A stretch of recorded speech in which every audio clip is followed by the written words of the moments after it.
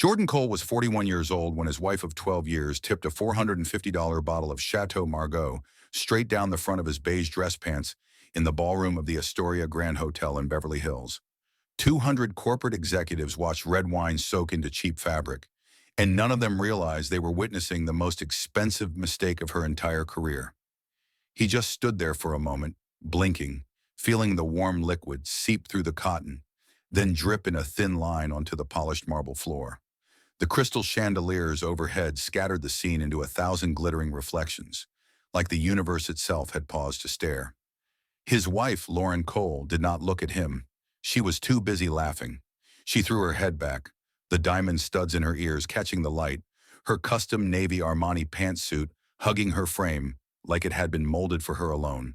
The suit had cost $8,900, her heels another $200. The watch on her wrist, a rose gold Cartier, ran close to $19,000. Next to her stood her new favorite person on earth, Charles Whitmore, CEO of Orion Capital Group, the private equity firm that was finalizing the acquisition of Lauren's company, Helix Dynamics. His tailored charcoal suit, white shirt, and silk tie screamed curated power. The contract on the table between them represented an $800 million acquisition, Lauren's crowning achievement, the moment she'd been chasing for the last 4 brutal years. "And this," she said, still laughing, as she dabbed at absolutely nothing on her own spotless suit, "is why I never let him near anything important." Her voice drifted easily across the crystal ballroom.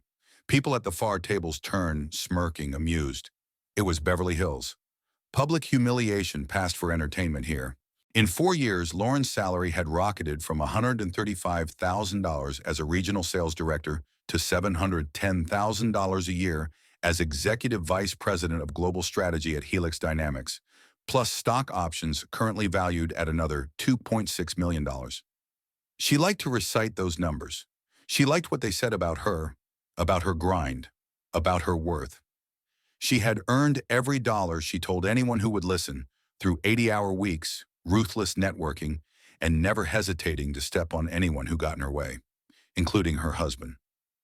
"God, Jordan, you're so clumsy," Lauren said finally, signing the last page of the towering merger binder without even glancing in his direction. "This is the biggest day of my career, and you can't even hold a wine glass. Why don't you go clean yourself up in the bathroom? The adults are trying to conduct business here." Laughter rippled around them, a low, ugly wave. Jordan recognized more faces than they realized. Senior partners from white shoe law firms, board members from Helix, investment bankers from Hartwell and Mason who'd structured the deal, Orion's executive team, Helix's top brass. They all saw the same thing: a nervous, out-of-place husband in an off-the-rack JCPenney shirt, a clearance rack blazer, and a Timex worth $89. The kind of man who did not belong in a room where one signature could move nearly $1 billion. They watched him fumble for a cloth napkin. They noted the stain blooming across his pants like an accusation. They heard the pitying chuckles and felt very sure they understood the story. Ambitious, brilliant corporate star. Embarrassing, small-time husband. What none of them knew, what Lauren hadn't bothered to ask, absorbed as she was in her own ascent, was that Jordan Cole was not the struggling IT consultant making 73 grand she introduced him as at dinners. He was the primary shareholder and silent co-founder of Orion Capital Group, the $3 billion private equity firm that was about to swallow Helix Dynamics whole. The company Lauren worshipped, the CEO she was trying so hard to impress, the $800 million contract she was signing with a flourish. All of it ultimately answered to him, and the legal language buried in that beautiful stack of paper in front of her was going to destroy her in ways she could not yet imagine. But not tonight. Jordan had waited 18 months for this moment. He could wait a little longer. "Of course, honey," he said softly, forcing a small, apologetic smile as he reached for a napkin from the nearest table. "I'm sorry. I'll wait in the lobby." "Don't bother waiting," Lauren replied, already turning back to Charles, who was shaking her hand with exaggerated warmth. "This celebration dinner will run late. Take an Uber home. I'll be back whenever." There it was, the dismissal she'd perfected over the last 2 years. Casual, effortless, cruel. Jordan nodded, his role clear. The harmless, slightly pathetic tag-along who didn't understand real business. The starter husband, the training wheels, the man she had already decided she'd outgrown. He turned and walked out of the crystal ballroom, the stain on his pants exactly the image Lauren wanted people to remember. The clumsy husband who didn't belong. What she didn't see was the text message he fired off as the elevator doors slid shut. Initiate Phase 2. Orion Helix acquisition confirmed. Trigger the Halverson clause. The message went to attorney Naomi Halverson, a $975 an hour corporate lawyer who'd been working exclusively for Jordan for the past 14 months, and who also happened to be the managing partner at Halverson, Knight & Cole LLP, the same firm hired by Helix to protect their interests in the Orion deal. The Halverson clause was not something Lauren's legal team had flagged in their review of the 842-page merger agreement. It was named for Jordan's late mentor, the man who had taught him that the best revenge in business was rarely loud. It lived in subsection 12.4c, in a paragraph about executive continuity commitments and retention contingencies, invisible to anyone who wasn't looking for it. If you like stories of cold-blooded corporate revenge and brutal power reversals, keep listening, because what Jordan had buried in that contract was sharper than any public slap could ever be. The story of how he ended up as Orion's invisible majority shareholder began 19 years earlier in a cramped Stanford dorm room. Back then, he wasn't Mr. Cole, the silent force behind a multi-billion-dollar fund. He was just Jordan, 22, black, from a working-class neighborhood in South Los Angeles, with a full scholarship, a second-hand laptop, and a mind that could see patterns in markets the way some people saw faces in clouds. He had grown up counting overdraft notices on his mother's kitchen table, listening to her cry quietly at night when she thought he was asleep. When he was 12, she'd won $2.4 million in a lawsuit against a negligent employer, a number that had sounded to both of them like it might as well be the GDP of a small country. The money had saved them. It had also nearly destroyed her. Men materialized out of nowhere. Old friends, business partners, investors with vague plans and charming smiles. Jordan watched them circle her, watched them borrow, manipulate, and drain her settlement until all that was left were some decent investments, a paid-off house, and a woman who no longer trusted her own judgment. He learned early that money was a magnet and that the wrong people could smell it like blood in the water. So when he landed at Stanford with a gift for building predictive models, he made himself a promise. If he ever came into real wealth, he would never let it be the first thing people saw. His freshman roommate at Stanford was the opposite of everything Jordan had grown up with. Charles Whitmore was a trust fund heir with $12 million in family capital earmarked for entrepreneurial ventures, a last name that opened doors in every high-rise on both coasts, and an instinctive ease in rooms that made Jordan feel like he was always a half-step behind. They shouldn't have worked together, but they did. Jordan had the algorithm.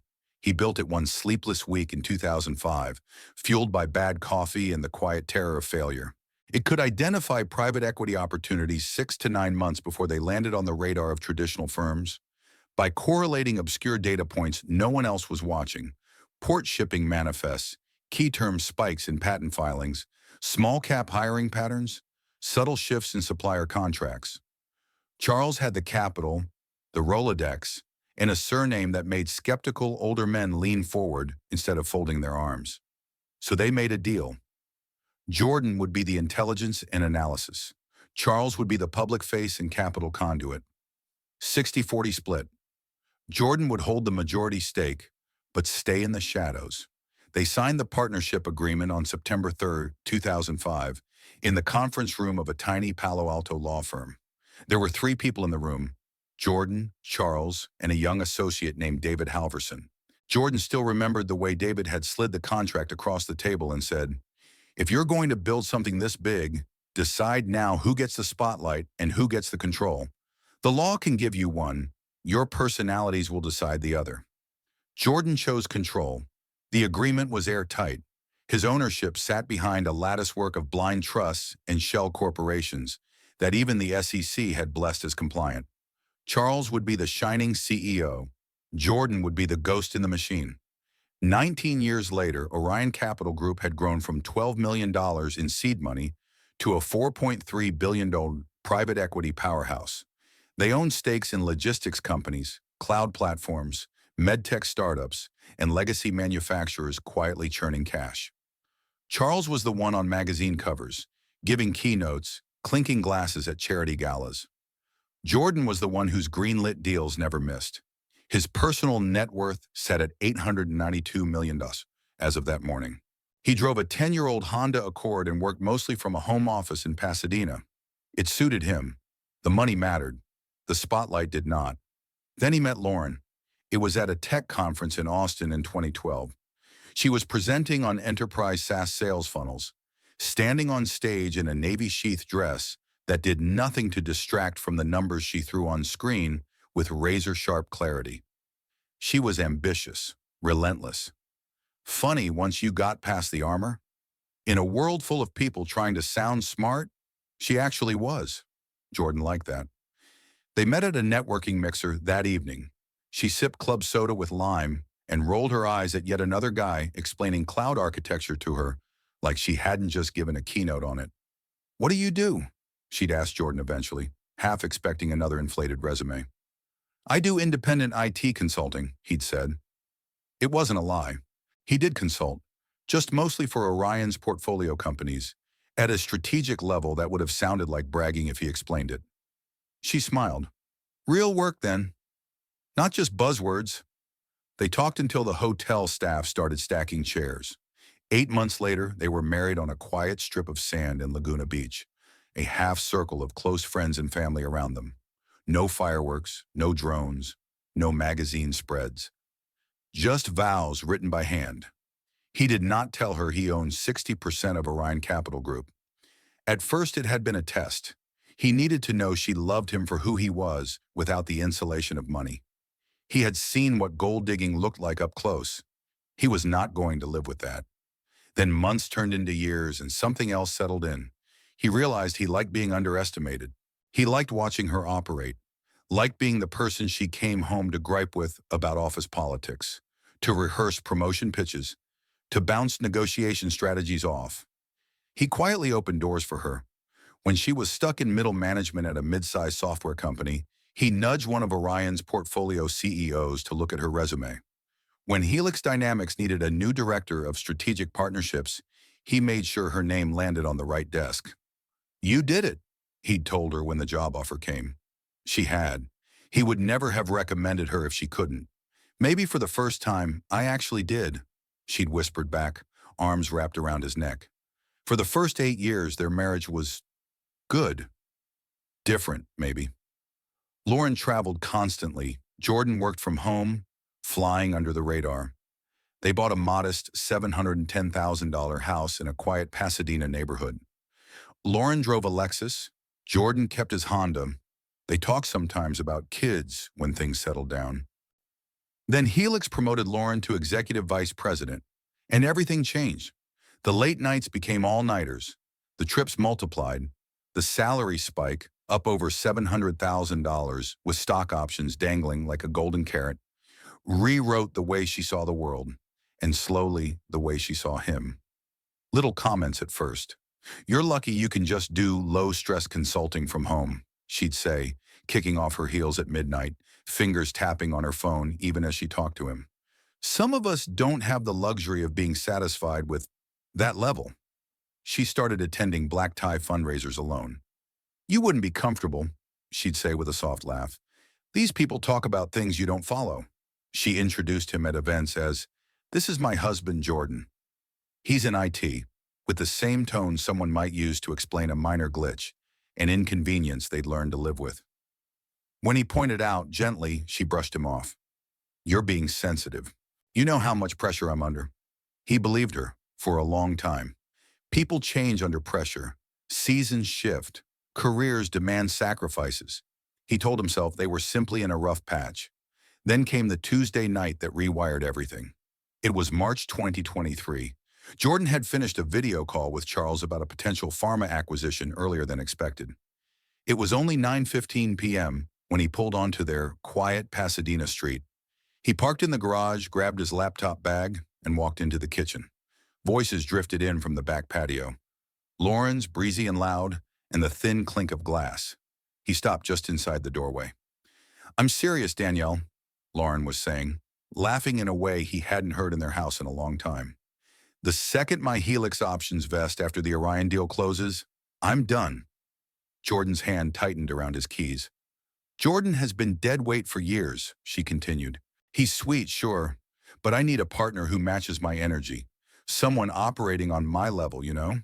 I can't keep dragging around an IT consultant who thinks Olive Garden is a special night out." Silence. Then the murmur of her friend on the other end of the line. "Yes, I already spoke to a lawyer," Lauren went on. "His name's Howard Bishop, the shark who got Monica $8 million from her ex. He says technically, California community property law would entitle Jordan to half of everything I've built." She spat the word like it offended her. "Which is insane considering he's contributed basically nothing." Another pause, another laugh. "Howard's working an angle," she said. "We'll argue my success is entirely my own merit, that his income has been negligible, and that our finances were never really merged. Worst case, I might have to throw him 400, maybe 500 grand. Cost of doing business. 3 weeks after the Orion Helix deal closes, I file, I cut the check, and I finally move on." Jordan stood in the dark kitchen, listening to his wife of 10 years describe him like a line item in a budget she was eager to eliminate. She talked about him being embarrassing at events, about the way he looked like a lost puppy in luxury hotels, about how Charles had once asked her, half joking, if her husband was intellectually stimulating enough for someone like you. She laughed when she repeated that last part. When she finally ended the call and slid the patio door open, Jordan stepped away from the kitchen entrance, set his keys quietly on the counter, and walked back in like he'd just arrived. "Hey," he said, kissing her cheek. "How was your day?" "Just the usual corporate nonsense," Lauren replied, brushing past him to the fridge, already scrolling through emails. "You wouldn't understand." That night, while she slept beside him in the soft glow of her phone screen, he stared at the ceiling and made 3 decisions. First, he would not stop her. If she wanted to leave, she would leave. He would not weaponize his wealth. He would not beg. He would not reveal his net worth in some desperate attempt to make her stay. The marriage she remembered existed mostly in his memory now. He would not cling to its ghost. Second, he would ensure the Orion acquisition of Helix Dynamics went through. Lauren wanted those options to vest. Perfect. He would personally shepherd the deal. Charles never pushed a major acquisition forward without Jordan's analysis. Helix was a genuinely smart buy. They already had it on their shortlist. Jordan simply bumped it up the queue.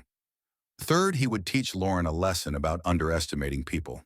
Not with shouting, not with public scenes. With the one tool she respected most, contracts. The next morning, he called Naomi Halverson. Naomi had been David's protege before cancer took him in 2019. She knew every inch of the Orion structure and every legal trick David had embedded to keep Jordan's ownership hidden yet ironclad. "I need 3 things," Jordan told her over coffee in a quiet Pasadena cafe. "A specific retention clause in the Helix deal, designed to look standard but with teeth. A divorce strategy that reveals my finances at the precise moment of maximum clarity. And a way to make sure whatever choice Lauren makes, she can't pretend she didn't know the stakes." Naomi took notes, her expression unreadable. "You're not trying to bankrupt her?" she asked finally. "No," Jordan said. "I'm trying to let her live with the consequences of the way she's chosen to see me." Over the next 14 months, he paid Naomi's firm $360,000 in fees to build the architecture of that vengeance. The Halverson clause went into subsection 12.4c of the merger agreement.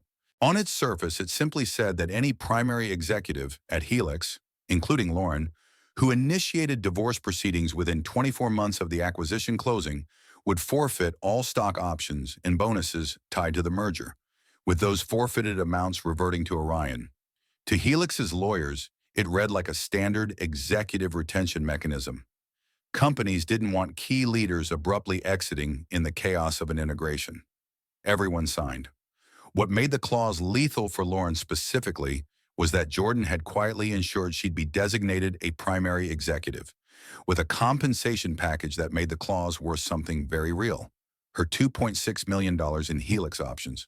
her $1.9 million retention bonus, her accelerated vesting for future Orion options, projected at $4.9 million over 3 years.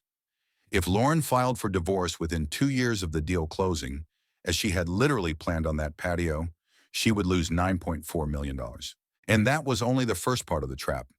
Naomi also drafted what she called the nuclear envelope, divorce papers that, when filed, would disclose Jordan's true net worth, and with it, the staggering amount Lauren would have been entitled to if she had remained married to the dead weight she mocked. Under California community property rules, the appreciation in Jordan's Orion stake during their marriage, some $260 million, would be subject to division. Her half would land around $130 million, plus the house, the cars, and the usual assortments of assets. Lauren's impatience, her contempt, and her obsession with trading up were about to cost her not just millions, but the right to ever again say she was the one doing all the lifting. Back in the Astoria Grand Hotel elevator, with his pants still damp and the laughter still echoing in his ears, Jordan watched the floor numbers rise. He felt remarkably calm. This wasn't rage anymore. Rage had burned out on that March night in the dark kitchen. What was left was something colder, cleaner, clarity. He slipped his phone back into his pocket, straightened his cheap blazer, and looked at his reflection in the elevator doors. In the ballroom, Lauren was toasting the biggest victory of her career. She had no idea she just signed the contract that would turn it into the most expensive lesson of her life. 3 days after the wine and the laughter and the $800 million signature, Jordan sat alone in the small office he actually used at home, watching his wife on a monitor. The camera feed wasn't anything sinister. It was just a little baby monitor he had never gotten around to taking down, pointed toward the corner of their bedroom, where Lauren had set up a makeshift vanity. She was on a video call with her assistant, leaning close to the mirror, lining her lips while corporate jargon flowed out of her like a second language. "Make sure the car service is here at 8:30 sharp," she said, phone tucked between her shoulder and ear. "And double-check that Charles will be at the integration session. I want FaceTime, not a handoff to some mid-level ops guy." She glanced at the time, then at her reflection, adjusting the angle of her diamond studs. Jordan watched from down the hall. Same house, same roof, different worlds.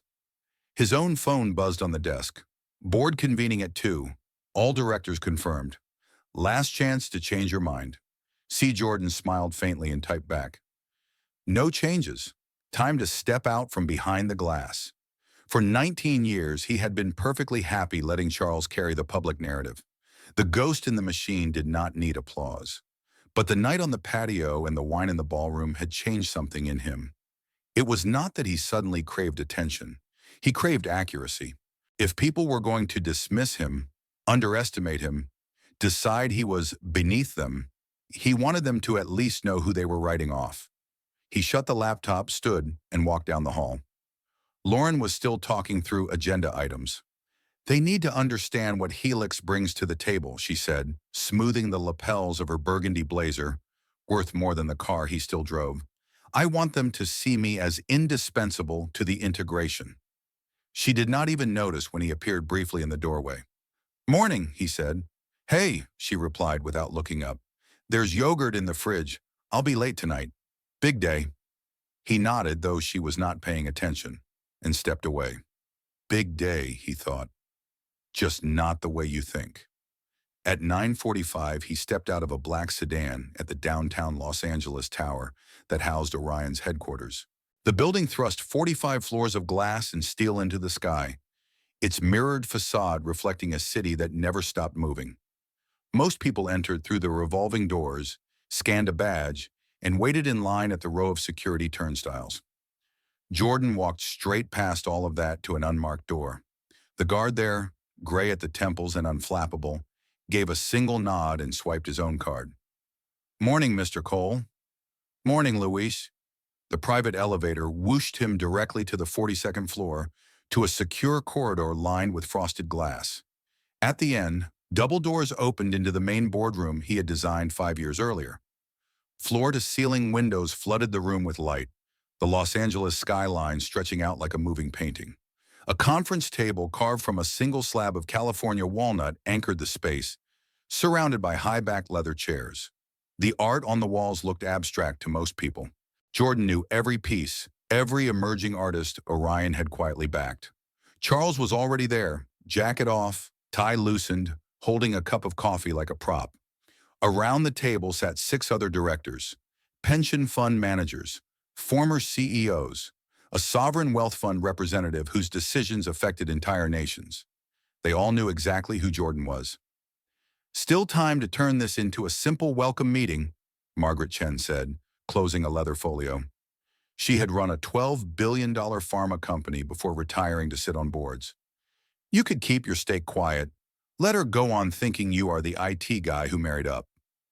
Jordan took his seat at the head of the table, not the one Charles usually occupied when the cameras were in the room. His suit today was midnight blue Tom Ford, cut sharp enough to be armor. The watch on his wrist was not the Timex Lauren mocked, but a Patek Philippe Charles had given him a decade ago. "This isn't about humiliating her," Jordan said. "No," the CFO, James Thornton, replied. "But it will feel like that to her." Jordan thought again of Lauren's voice drifting in from the patio. Dead weight, cost of doing business, 400, maybe 500 grand, then freedom. "I'm not staging a spectacle," he said at last. "I am stating facts in a room where facts matter. What she does with those facts is up to her." James exhaled slowly. "Then let's get through it clean." At 9:55, the Helix delegation arrived. Security cameras in the hallway fed into a discreet monitor on the wall. Jordan watched Lauren step out of the elevator with her team. Burgundy suit, Dior handbag, perfect hair, perfect posture. The image of someone who believed, genuinely, that she was stepping into the big leagues. She walked into the boardroom at exactly 10 o'clock. "Welcome to Orion Capital Group," Charles said with practiced warmth, moving around the table to shake hands. "We're excited to officially have the Helix team join our family." The Helix executives arranged themselves along one side of the table. Lauren chose a spot near the front, directly opposite Charles. She did not look down the length of the table. Why would she? In her mind, the power sat only at the head. She did glance up briefly when she noticed another man, seated not far from Charles, flipping through a printed deck. There was something familiar about the shape of his hands, the line of his jaw.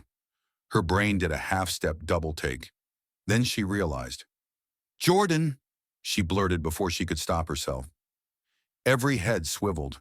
He looked up, pleasant, professional, as if they were colleagues who had only ever known each other in this context. "Good morning, Lauren," he said. "Thank you for joining us. Please have a seat." Her mouth opened, then closed. She sat down slowly, fingers tightening around her tablet. Charles cleared his throat. "Before we dive into integration details," he said, "I want to introduce someone many of you have never seen in an Orion boardroom, even though you've felt his influence for almost 2 decades. Several Helix executives shifted in their seats, suddenly alert. "Jordan Cole," Charles continued, gesturing toward him, "is our founding partner and majority shareholder. He holds a 60% equity stake in Orion through a network of trusts, and he has had a hand in every major strategic decision we've made since 2005. The Helix acquisition exists because he pushed it. If you had paused the moment right then, you could have traced the realization down Lauren's spine. Shock first, then calculation, then something like fear. "I thought—" Greg, one of her colleagues, leaned sideways, whispering without really whispering. "I thought you said he was an IT freelancer." Jordan rose, pressing a small remote in his hand. Behind him, a screen came to life with a simple slide. Orion's ownership structure. At the top, a series of interlocking boxes that resolved finally into his name. "For those who don't know me," he said, voice calm, almost conversational, "I'm Jordan Cole. As Charles mentioned, I own 60% of Orion through blind trusts established when the firm was founded. I have preferred privacy, so you will not find my name on public filings. But in this room, transparency matters." He let the silence sit. Let the slide speak. "I have spent the last 19 years doing what I love most," he went on, "looking for patterns, evaluating opportunities, making sure the money we manage is placed intelligently. Charles has been the public face. I've been the person whispering in his ear." He saw Lauren staring at the screen, at the numbers, at the date under one of the trusts that predated their wedding by years. "In the case of Helix," he continued, We saw a company with real technological strength, poor capital structure, and leadership willing to work. That's a combination we like. So we're here. He clicked the remote again. The slide changed. This time it was text, dense but highlighted in a few key places. Now there is one particular clause in the merger agreement I want to make sure our new colleagues understand, he said. Section 12.4 sub C. It looks dry, but it matters. The slide zoomed into a paragraph with certain phrases bolded. Executive continuity commitment, retention period, primary executive, forfeiture, reversion. Orion has learned over the years that chaos kills value during integrations, Jordan explained. So we built in a commitment mechanism. Any Helix executive designated as primary talent in this transaction who initiates divorce proceedings within 24 months of closing forfeits their merger-related stock options and retention bonus. The forfeited amounts revert to Orion. A murmur ran around the table. Most of the Helix team had not read the contract that closely. Lauren looked like someone had just ripped the floor from beneath her. Before anyone panics, Jordan added, this is not about controlling your personal life. It is about discouraging sudden, destabilizing moves during a sensitive period. Stay married, stay committed to your current life, and nothing in that clause ever activates. He changed the slide again. Columns of numbers appeared. For our purposes today, what matters is that the integration calendar we are about to walk through assumes that our primary Helix executives remain in place. The retention structure is rich. Lauren, your projected upside alone sits around 9.4 million over the next 3 years if you hit your targets. Every eye in the room jumped to her. Her face had gone pale under the perfect foundation. Jordan, she said quietly, unable to keep the tremor out of her voice. Can we speak privately after this? Of course, he replied smoothly, once we finish what we are all here to do. For the next 90 minutes, Jordan did what he had always done best. He walked the room through timelines and synergies, cost savings and growth levers. He spoke fluently about product roadmaps, sales territories, redundancies, and risk. He answered questions from directors without looking at notes. When Helix executives raised concerns, he addressed them with respect, incorporating valid pushback into updated scenarios in real time. He was, in every way that mattered professionally, the man Lauren had always claimed she wanted in a partner. And for years, she had sat across dinner tables from that mind and decided he was fine, but small. When the clock hit 11:30, Charles called for a break. We'll reconvene at 1 to go deeper into the tech integration, he said. Help yourselves to lunch in the next room. People rose, chairs scraping lightly. Clusters formed near the coffee station. Conversations about synergies and hiring freezes started up again. Jordan gathered his papers, unhurried. Lauren stood not far away, frozen in place, handbag forgotten on the chair. Your office or mine? He asked mildly as he approached. For that private conversation? You have an office here? She asked, sounding dazed. I have a floor, he said. Come on. They rode in silence in the private elevator, the soft, whirring sound swallowing everything she wanted to say and did not yet know how to articulate. At the 45th floor, the doors opened into a quiet corridor lined with exactly 6 doors. Each led to a corner office with glass walls and city views. He walked her to the last one. His office was large but not ostentatious. Bookshelves along one wall held finance texts, volumes on history, a shelf of well-worn sci-fi paperbacks. A long window framed the skyline. The desk carved from zebrawood had nothing on it but a laptop, a pen, and a single family photo of his mother holding a much younger Jordan in front of their old house. Lauren stopped just inside the threshold, like someone stepping into a foreign country without a passport. How long, she managed, have you owned all of this? 19 years, he said, moving behind the desk. Since before we even met in Austin. She sank into one of the chairs opposite him. Why didn't you tell me? He could have given her a dozen complex answers. He chose the simplest. At first, I wanted to know if you loved me when there was nothing to gain, he said. My mother's settlement attracted people who treated her like an ATM. I swore I would never invite that into my life. Her jaw clenched. That was 12 years ago, Jordan. You had time to update me. I did, he agreed. And then your career started to climb. And somewhere along the way, I realized I like being invisible. I like supporting you from the background. I like that the attention in a room went to you." He leaned forward, folding his hands. "Do you know how you got your first interview at Helix?" She swallowed. "My resume, my performance, my work, and a phone call from Charles at my request," Jordan said. "You were qualified, Lauren. I would never have pushed you if you weren't. But that first door, I unlocked it for you, quietly, because I believed in you." Her eyes filled, but she blinked hard, refusing to let tears fall. "The mentorship from their COO that fast-tracked your promotion," he continued. "The introduction to the VC firm that made Helix look attractive enough for an acquisition. I nudged those too. Watching you succeed felt like winning twice." She shook her head slowly, as if that might rearrange the reality in front of her. "Then why this?" she whispered. "Why drag me in front of a board? Why dangle $9 million over my head with some clause I didn't even see? Why make me look like an idiot who did not even know her own husband?" Jordan reached into a drawer and pulled out his phone. He tapped the screen a few times, then set it on the desk between them. Her voice filled the room. "He's been a drag for years, Danny. Sweet but slow. Once this Helix deal closes and my options vest, I'll write him a check and move on. Worst case, I'd throw him 500 grand. Cost of doing business." The patio call, the one she assumed the night air had swallowed. In the recording, she laughed. On the other end of the line, her friend laughed with her. Lauren's face drained of color.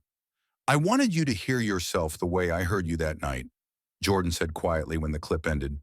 "Before I say another word." "Jordan, I was venting," she said, voice paper thin. "You know what this world is like. You know how much pressure I was under. I said awful things, but I did not mean—" "You meant enough of it to call a lawyer," he cut in, still calm. "To strategize how to give me as little as possible in a divorce. To pour wine on me in front of 200 people and tell me to let the adults handle business." He let that sit for a moment. "Here is what you do not yet understand, Lauren," he said then. "Under California community property rules, the appreciation on my Orion stake during our marriage is joint. The rough math puts your half around $130 million. Add the house, the cars, the minor assets. That's what you would be entitled to if we split cleanly, honestly, acknowledging what we built together." Her mouth opened, but no sound came out. "If you had simply stayed," he continued, "and if we had reached a point where the marriage was truly over, you could have walked away with that. We would have hired lawyers. We would have argued. But the baseline would have been respect." He gestured vaguely toward the glass wall and the city beyond it. "Instead, you planned to trade me in like a lease you were tired of. You had no idea that the man you considered deadweight was quietly underwriting most of the life you were proud of." He leaned back, expression unreadable. "Here is where we actually are," he said. "The retention clause you just saw only applies if you initiate divorce within the next 24 months. I am filing, not you. Naomi has had the paperwork ready for months. Your $9.4 million is safe, assuming you stay in your role." She let out a shaky breath, relief and humiliation colliding on her face. "But," he added, "the filing will also disclose my real finances. Every advisor you speak to will tell you exactly what I just told you. They will recommend you fight for the $130 million. They will tell you that you are entitled to it." He held her gaze. "And you will have to decide whether to go to war publicly with the man you mocked as worthless. Knowing every email, every recording, every petty insult can end up in court filings, or you can walk away with something closer to what you thought I was worth and keep the story small." "That's manipulation," she whispered. "No," Jordan replied. "It is symmetry. You were ready to offer me 4 or 500,000 based on what you thought I had. I am prepared to do something similar. The difference is, I am telling you the full picture." He stood, walking to the door and opening it. "The integration meeting resumes in 35 minutes, he said. "You are good at your job. Orion has no interest in wasting talent. But as of tonight, I will no longer be your husband. I will be your majority shareholder." She stood, legs unsteady. "Did you ever actually love me?" she asked, pausing in the doorway, voice so small it barely belonged to the woman who had commanded a ballroom days earlier. "For a long time," Jordan said. "I loved you more than anything. I would have given you all of it. Not because you deserved it on paper, but because that is what you do when you build a life with someone. He looked at her for a long moment. But on that patio and in that ballroom, you showed me what you really valued. I am just giving you a chance to live according to your own values. She walked out without another word. If you are still with this story, ask yourself honestly what you would do in her place.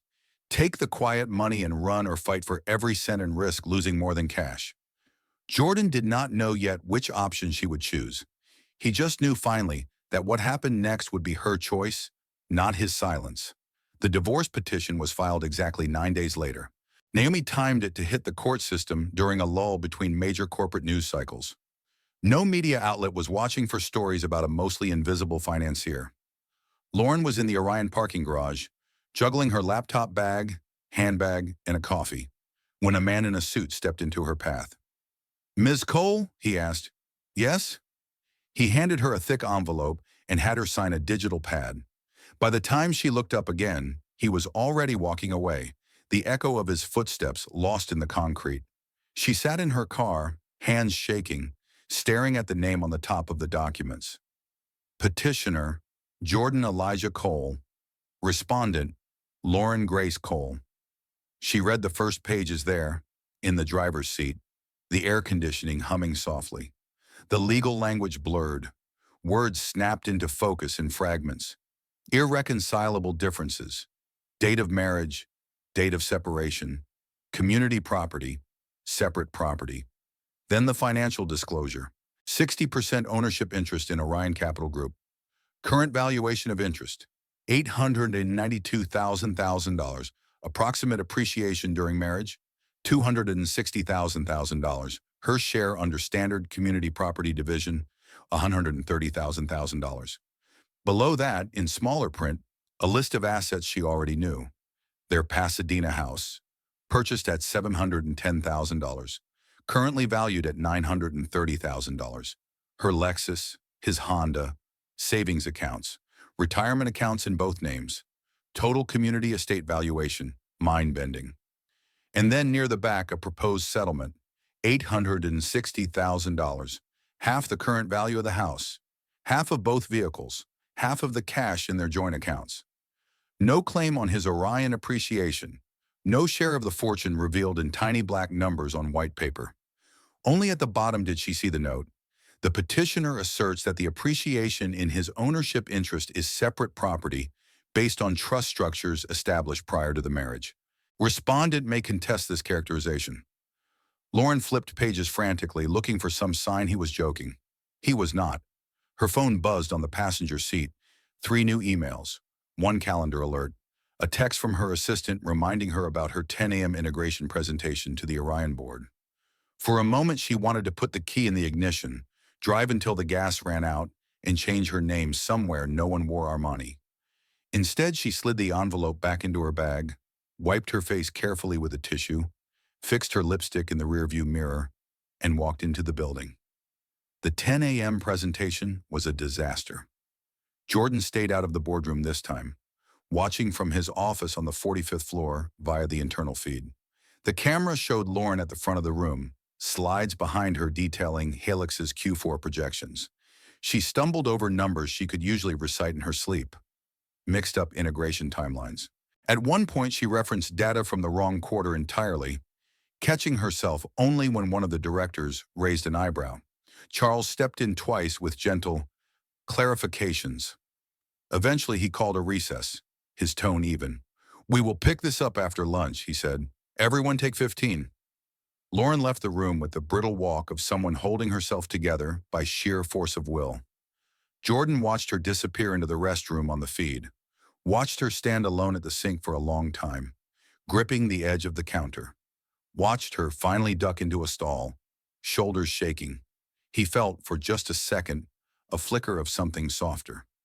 Then he remembered her voice on the patio, the glint in her eye as wine soaked his cheap pants, the phrase "the adults are doing business" while she waved him away. The flicker died. In the weeks that followed, Lauren did what any rational person with that kind of money on the line would do. She lawyered up.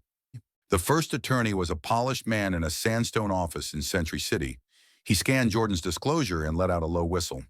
If these numbers are real, he said, you are sitting across from one of the wealthiest men in Los Angeles. I know that, she snapped. The question is what I can claim. On paper, he said carefully, you have a strong argument for half the appreciation. But he has trust structures predating the marriage, a sophisticated legal team, and a lot of incentive to fight. You could easily spend 2 to 3 million in legal fees and 2 to 3 years of your life in court. He tapped the page where the proposed settlement sat.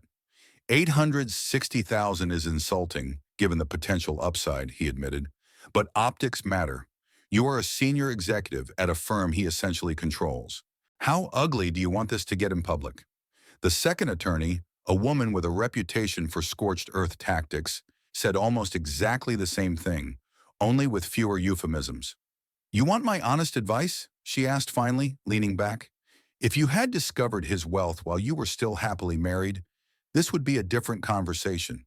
But every email, every text, every conversation where you treat him like a doormat is a liability now.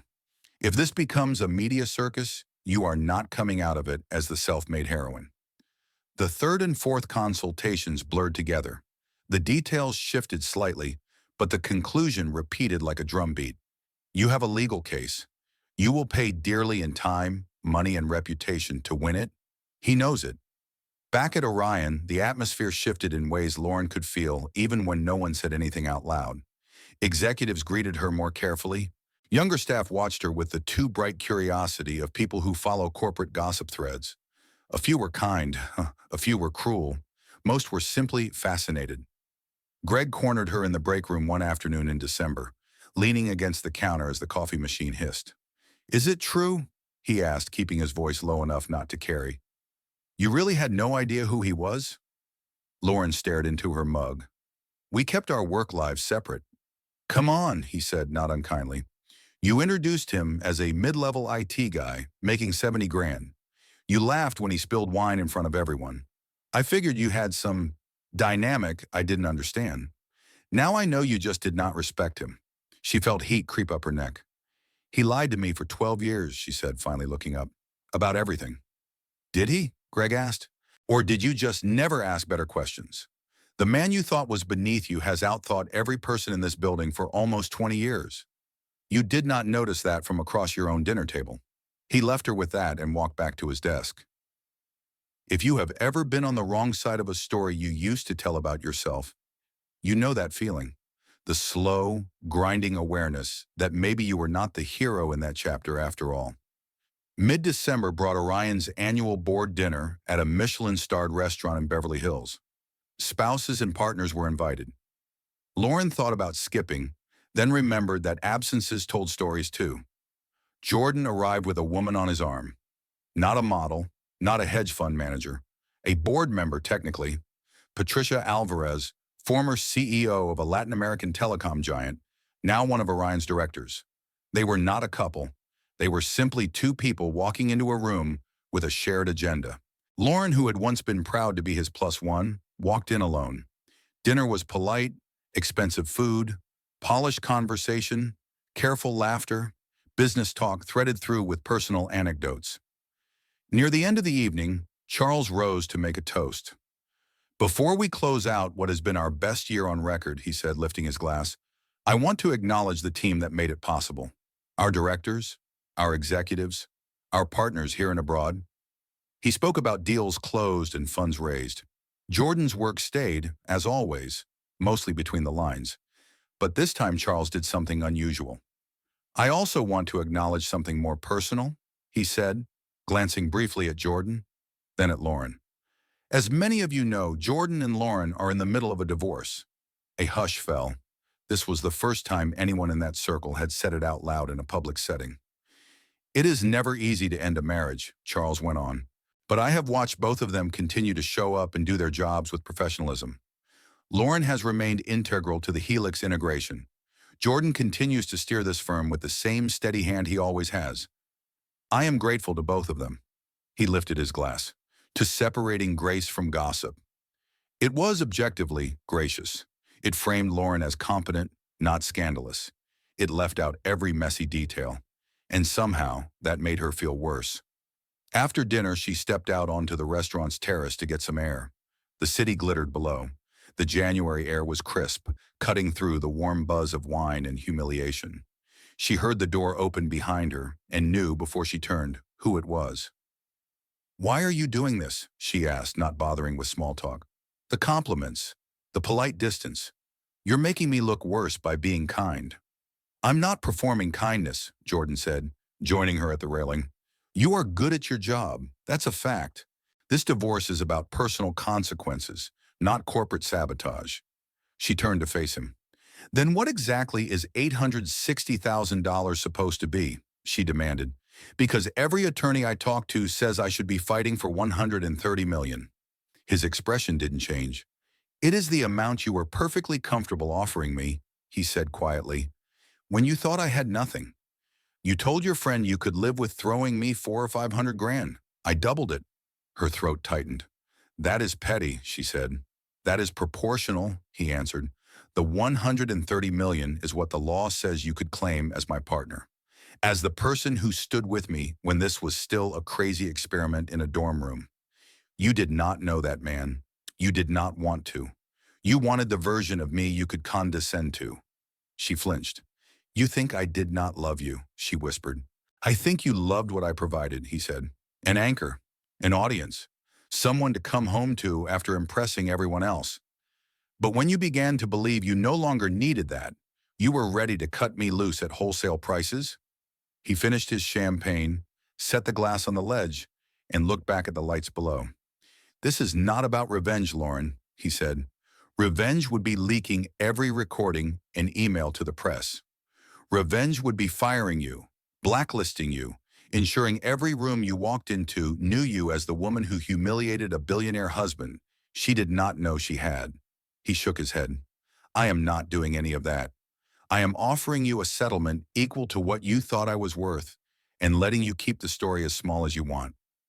Whether you walk away with that or drag us both through court is up to you." Her voice broke. "I made mistakes," she said. "I got drunk on the work, on the status. I said cruel things. But Jordan, you hid who you were from me for 12 years. If you had told me, I would have—" "Would have what?" he asked, finally turning fully toward her. "Respected me. You had daily evidence of my mind. You ignored it. You had years to notice the way I could pick apart your decks, strengthen your proposals, anticipate moves your executives never saw coming. You did not need my balance sheet to know I was not dead weight." She opened her mouth, then shut it again. "If you are looking for me to admit I handled everything perfectly," he said softer now, "you won't get it. Keeping my wealth a secret for that long was its own form of manipulation. I know that. I will carry my side of this." He paused, then added, "But I will not pretend you did not make choices. You poured wine on me in a room full of people because you thought I could not fight back. Now you have learned that I can. That is not cruelty. That is balance." He stepped toward the door. "If you sign the settlement, Naomi will file a joint motion to seal the financial detail," he said. "No headlines. No spectacle. You will still have your career, your reputation, your next chapter. And yes, you will have far less money than you could have had. That is the cost of the way you valued people." He opened the door, then looked back one last time. "Or we can go to war," he said. 2 or 3 years of it, millions of dollars in fees you may not recover. Every petty word dissected in public filings. If that is the path you choose, I will respond." "What would you choose," she asked, "if you were me?" He thought for a long moment. "If I had treated someone the way you treated me," he said finally, "I would take the 860,000 and spend the rest of my life doing better." He left her alone on the terrace, the city humming below, while inside the restaurant, laughter swelled and faded like the tide. If you are still listening, here is the uncomfortable truth most of us hate to admit. Sometimes there is no way to undo the damage we did when we thought we had all the power. There is only the choice between a smaller consequence now or a larger one later. Lauren spent 3 more weeks talking to attorneys, running numbers, bargaining with herself. In the end, the math she could not get away from was not in the spreadsheets. It was in the mirror. What kind of story did she want to tell about herself 10 years from now? On February 3rd, she signed $860,000. Her car, Half the house proceeds when they sold. No claim on the Orion appreciation. Mutual non-disparagement. Financial details sealed. The judge finalized the divorce on February 28th, a single line item in a court docket that no one outside that world ever read. Orion sent a bland internal memo days later. Jordan and Lauren Cole have finalized their divorce, it said. Both will continue in their current roles. We appreciate their professionalism during this personal transition. The world kept turning. Inside each of them, something different had been permanently altered. For a while, not much changed on the surface. Lauren kept her office on the 26th floor. She kept coming to work in impeccable suits, leading integration meetings, delivering polished reports. If you only watched the calendar and the output, you might have thought nothing had happened. But time has a way of making quiet losses louder. Every time she walked into a conference room where Jordan sat at the far end, she felt her chest tighten. He treated her the same way he treated every other senior executive. Respectful, neutral, absolutely impersonal. It would have been easier if he had been unkind. Her team adapted faster than she did. People moved on to new rumors, new emergencies. Deals opened and closed. Targets shifted. The Helix integration finished. A new acquisition took its place on the agenda. In October, 8 months after she signed the settlement, she accepted a role at a competing fund in San Francisco. The title was bigger. The salary bumped up to $740,000 plus equity in a new strategy. To her LinkedIn network, it looked like a victory lap. She moved into a high-rise in Pacific Heights with floor-to-ceiling windows and views of the bay. Started dating an attorney named Cameron who specialized in white-collar defense. Wore new dresses to new restaurants where no one knew the shape of her previous life. Some nights when he fell asleep after talking about a trial win, she would lie awake, staring at the faint reflection of herself in the glass. She thought about the house in Pasadena, about the Honda in the garage, about the man who had been willing to do grocery runs and fix Wi-Fi routers and spend hours tightening her slides while quietly managing billions. On paper, she was winning. In reality, something hollowed out inside her and never quite refilled. Jordan's life looked from the outside like a steady upward line. Without the need to hide behind Charles entirely, he allowed himself to be visible in measured ways. A profile in a business magazine titled The Quiet Architect of Orion, a panel at Stanford about predictive analytics in private equity, a keynote at a charity gala where he spoke more about scholarships than returns. The article mentioned, in one paragraph near the end, that he had recently divorced. No names, no details, just a note that he remains close to the company's leadership team, including executives from firms Orion has acquired. Lauren read the piece in her San Francisco apartment, fingers tightening around her coffee mug. One sentence in particular lodged under her skin. He prefers to keep the spotlight on the people he believes deserve it. He had believed once that she deserved it. Jordan did not date for more than a year after the divorce. Not because he was pining after Lauren, because he was recalibrating who he wanted to be when there was no silence to hide behind. He spent more time with his mother, took her to a small house near the ocean where the sound of waves replaced the sound of overdue notices in her memories. Set up a trust for her that she could not accidentally let anyone drain. He poured money into something he and David had once talked about in theory, a scholarship program for first-generation college students from neighborhoods that looked like the one he had grown up in. Kids who understood both hunger and potential. They named it the Halverson Fund. David would have liked that, Naomi said the day they signed the founding documents. He taught me what contracts can do to protect, Jordan replied. I think it is time they also built things. He met Maya at a fundraiser for ocean conservation. She was not in finance. She was not even particularly impressed by it. Dr. Maya Ortiz ran a research lab that studied coral bleaching in the Pacific. Her hair was pulled back in an uneven bun. Her dress was wrinkled like she had pulled it out of a drawer 5 minutes before the event. When they were introduced, she wiped salt water off her hands onto a napkin. Sorry, she said. We were dissecting samples. From the open bar? He asked. From the ocean, she replied, deadpan. Then she smiled. I spend most of my time in waders, not heels. Still adjusting. He laughed genuinely. Over the next few weeks, they circled each other at meetings and site visits. She was blunt, curious, more interested in whether he would fund her next research expedition than in what he drove. On their third date, they ended up at a small pizza place near the pier.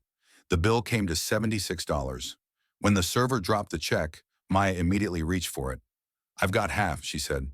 "You don't have to," he replied automatically. "I know," she said. "That's why I want to. My salary could fit in the glove compartment of most of the cars parked at that fundraiser, but I'm still a functioning adult." He laughed so hard the server looked over. "What?" she asked, amused. "Nothing," he said. "Just, you have no idea how refreshing it is to argue over a pizza bill instead of a portfolio." He told her about his wealth on their sixth date, sitting in the same Honda he had driven for years. He parked overlooking the water, hands loose on the steering wheel. "There is something I should tell you," he said. She listened quietly as he laid it out, not with the precision of a financial statement, but with the honesty of someone who had learned what a mission can cost. His stake in Orion, his net worth, his history with hiding it. At the end, she was quiet for a long moment. "So you're that Jordan Cole," she said finally. "The one my grad students keep quoting from journal profiles when they talk about how money moves." "Apparently," he said. "I hope that doesn't make this weird." "It makes it different," she admitted. "I'd be lying if I said I didn't need a minute to recalibrate. But the man I like is still the one who sat through my 45-minute rant about microplastics and asked follow-up questions." She smiled. "If you turn out to have lied about loving tide pools, then we have a problem." They got engaged 11 months later. The ring cost $45,000. Maya made him match it with a donation to her lab. "If you can afford shiny rocks," she said, "you can afford microscopes." They married on a strip of beach on Catalina Island with about 40 people present. His mother cried. Maya's parents danced until their knees gave out. The reception cost less than one of Charles's watches. Jordan had never felt richer. 2 years later, an industry blog ran a small feature on their wedding. Beneath it, almost as an afterthought, someone embedded a photo of the happy couple walking barefoot on the sand, his tie undone, her dress trailing slightly in the surf. In a condo in San Francisco, Lauren stared at that photo for a long time. By then, she was engaged to Cameron. Their wedding budget spreadsheet had a tab for fireworks and another for drone footage. She had closed 3 major deals at her new firm. Her salary and bonus together pushed her annual compensation well over $1 million. She had also watched her own engagement wobble once, when Cameron had half joked, half asked, "If you missed that your last husband was worth 9 figures, how sure are you that I'm not secretly broke?" He was kidding, mostly. When she saw the beach photo of Jordan and Maya, something in her chest cracked. It was not just the money. Though the number $130 million hung like a ghost behind every big purchase she made. It was the look on his face, easy, unstrained, like he no longer had to carry the cognitive dissonance of being despised by someone he would have given everything to. Lauren picked up a blank card from her desk and wrote, in careful, controlled handwriting, "I am sorry, not for the settlement, for the way I saw you. I hope you have the life you deserve. You earned it long before I knew your name." She mailed it to the only address she knew would reach him, Orion's office. The card landed on Jordan's desk during his honeymoon in Costa Rica. An assistant forwarded a scan, flagging it gently. "Do you want me to respond?" the assistant asked over a spotty video call. Jordan opened the file on his tablet and read the lines twice. Maya sat on the balcony, legs propped on the railing, reading about coral reef recovery. "Everything okay?" she asked. "An old chapter sending its epilogue," he said. "From her?" Maya asked, not with jealousy, but simple curiosity. He had told her enough of the story for the shape of Lauren to exist in the background. He passed her the tablet. She read, then handed it back. "Are you going to answer?" she asked. He looked out at the ocean for a long moment, at waves that cared nothing for contracts or settlements or human arrogance. "I don't think so," he said finally. "Some stories are finished.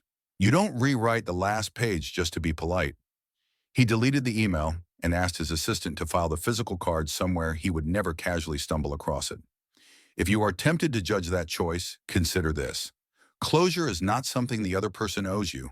It is something you make peace with yourself. In the years that followed, the Halverson Fund grew. Hundreds of students from low-income neighborhoods received scholarships. Some studied engineering. Some studied literature. A few studied law, inspired by the idea that contracts could be used for more than trapping people. Jordan insisted on reading every application letter. He saw pieces of himself in phrases about wanting a shot and a way out.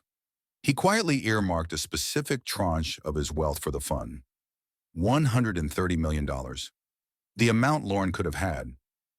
It feels right, he told Naomi when she raised an eyebrow at the figure. That money was never meant to be mine to hoard. It was meant to change lives. He did not think about Lauren every day. Most days, he did not think about her at all. They lived in different cities, moved in overlapping but distinct circles. When her name came up in business conversations, it was about her deals, her results. Not about him. Every once in a while, though, something would jog a memory. A restaurant, a song, a phrase one of his scholars used to describe the terror of feeling like they were not enough. He would remember then the lesson that had cost them both so much. Success does not change who you are. It reveals you. For Lauren, it had revealed how quickly she would sacrifice respect for status, how easily she could convince herself that a person's worth was the same as their visible income. For Jordan, it had revealed that hiding who he was to test others could boomerang, that secrets, even well-intentioned ones, corrode trust, that love without respect is little more than a transaction waiting to be renegotiated. In San Francisco, Lauren eventually married Cameron. The wedding was beautiful. The photos were flawless. The guest list glittered. She made partner at her firm. Her LinkedIn posts about resilience and leadership got thousands of likes. Some nights, though, when the house was quiet and the only light came from the charging indicators on their devices, she would think about the man who had once sat at her kitchen table, patiently walking her through a financial model, and how she had chosen to see him, not as an equal, not as a partner, but as a stepping stone. The $860,000 from the settlement eventually blended into the background of her overall net worth. It paid for an investment property. Part of it funded a small angel portfolio. On balance sheets, it was a line item. The $130 million she had walked away from never appeared on paper. It lived only in the quiet understanding that there are some losses you cannot buy back. If this story leaves you with anything, let it be this. The real currency in any relationship is not money, not status, not who earns more. It is how you see each other when there is nothing to gain. Whether you listen, whether you respect, whether you remember that humility is not a downgrade, but a safeguard. Jordan's best revenge was never the clause or the settlement. It was the life he built afterward with someone who asked better questions from the start. A life where he no longer had to pretend to be less in order to be loved. And Lauren's real punishment was not losing $130 million. It was knowing every time she signed a big deal or saw her name in an article that there had been a version of her life where success did not cost her the one person who believed in her before anyone else did. Money can be earned, lost, rebuilt. People who see your worth before you prove it to the world are rarer than any seven-figure bonus. You can calculate interest on cash. You cannot calculate the price of realizing too late that you treated the person who would have given you everything like they were worth nothing at all.